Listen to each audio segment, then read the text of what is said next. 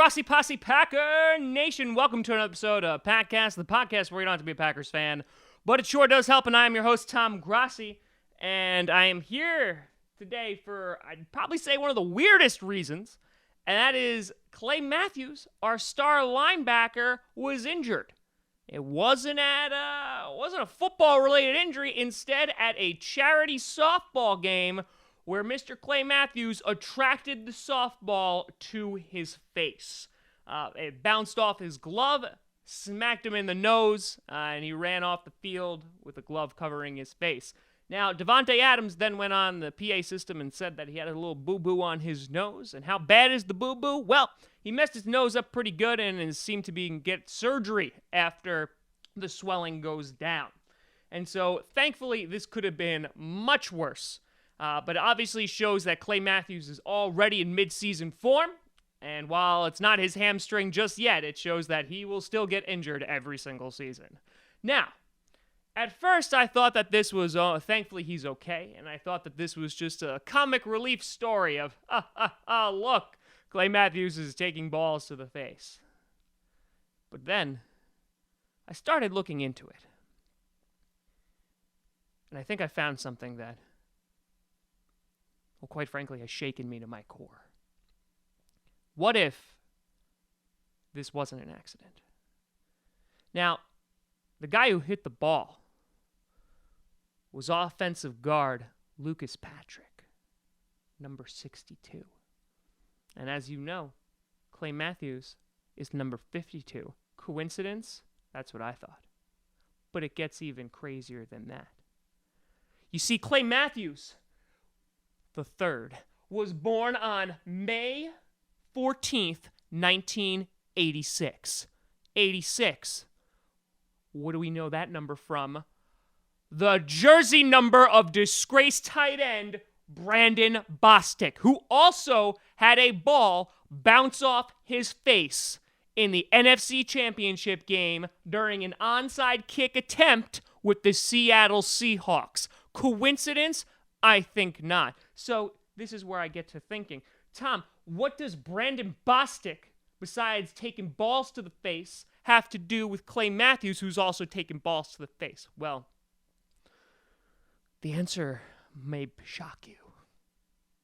You see, Aaron Rodgers, after years of putting this team on his back, gets to the NFC Championship game in 2014, and Brandon Bostic, number 86, blows it. And so now he's got an obsession, a hatred for the number 86, which makes him hate Mr. Clay Matthews III. Now he holds on to this resentment for quite some time and just bides his time. And so we take a look at this now. And Clay Matthews, about a week ago, speaking out against the team. Well, for Mr. Rodgers, that's the last straw. And so he puts a plan into place. So you think about it right now, the big talk of the Green Bay Packers is that Aaron Rodgers needs a new contract. It's going to be a big contract. Needs that cheddar. How can he get more of that cheddar? Some of that cheese? Well, it'd be real helpful if the third highest player on the team just happened to have an accident. That's right.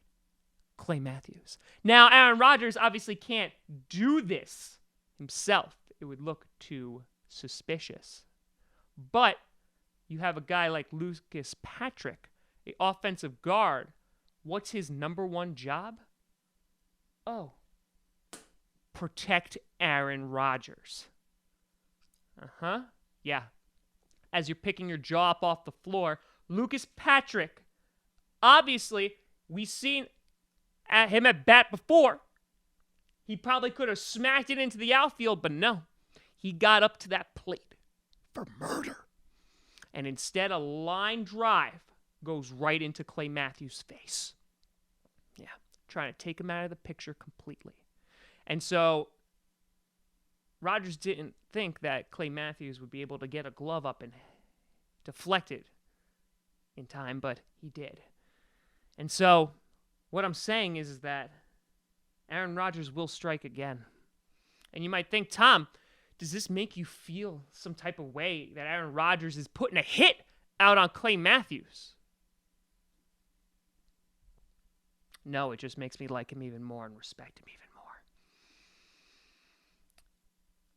Because Aaron Rodgers, he don't mess around. And so let that be a lesson to anybody, whether you're Clay Matthews or you're Goody McGootinter. Aaron Rodgers gonna get paid. And if he doesn't, well, watch out for balls.